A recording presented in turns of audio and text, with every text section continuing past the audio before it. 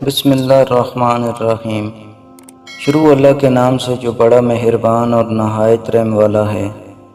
اللہ جب کسی کو اپنی طرف لانا چاہتا ہے تو اسے کسی کے ہاتھوں ضرور توڑتا ہے تاکہ اسے احساس ہو جائے کہ اللہ کی محبت کے سوا سب محبتیں فنا ہیں۔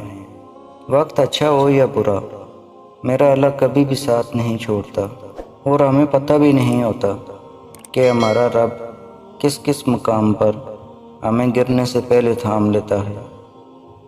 مقدر اتنی بار بدلتا ہے جتنی بار بندہ اللہ تعالیٰ سے رجوع کرتا ہے۔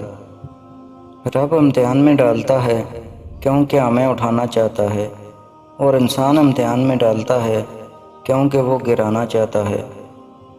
اللہ سے ڈرتے رہو، جس کی صفت یہ ہے کہ اگر تم بات کرو تو وہ سنتا ہے، اور اگر دل میں رکھو تو وہ جانتا ہے۔ یوں تو وہ دلوں کے حال جانتا ہے، مگر وہ چاہتا ہے کہ اس سے مانگا جائے۔ یہ اس کی شان ہے کیونکہ وہ بادشاہ ہے۔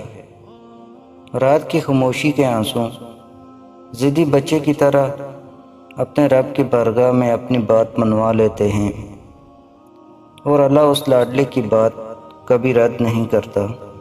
اللہ فرماتا ہے، جب کوئی تم پر ظلم کرے تو میرے انتقام پہ راضی ہو جاؤ، کیونکہ میرا انتقام تیرے انتقام سے بہتر ہے۔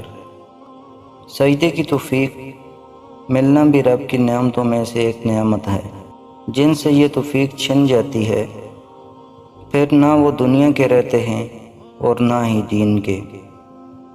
اللہ کو راضی کرنے کی تڑپ پیدا ہوگی تو جسم سے روح نکلتے وقت درد کی شدت سے تڑپنا نہیں پڑے گا۔